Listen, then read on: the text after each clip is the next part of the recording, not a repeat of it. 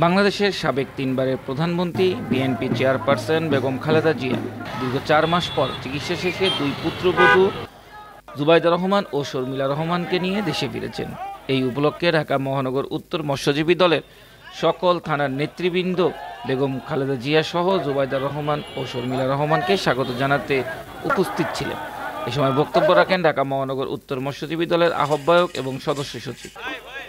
আজকে দীর্ঘ 4 মাস চিকিৎসা নিলাম। আমাদের মা আমাদের মাঝে আবার সুস্থ হয়ে ফিরে আসছে। একজন মা যখন সন্তানের কাছে আসে সেটা কীরকম অনুভব হয় প্রত্যেকটা সন্তানও জানে এবং মাও জানে। এই হলো সবচেয়ে আমাদের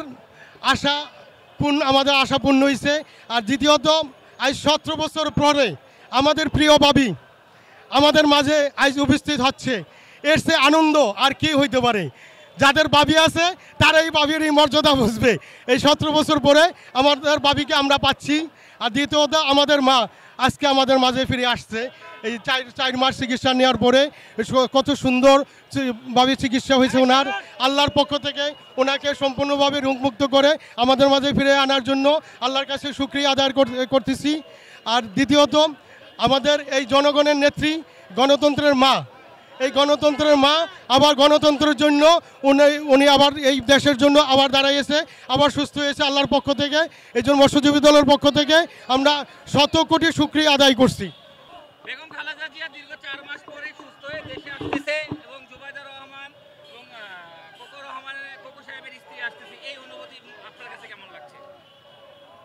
আমরা একজন জাতীয়তাবাদী দলের একনিষ্ঠ কর্মী হিসাবে আমাদের অনুভূতি হচ্ছে, এটা আপনাদের বোঝানোর মতো কোনো ভাষা নাই।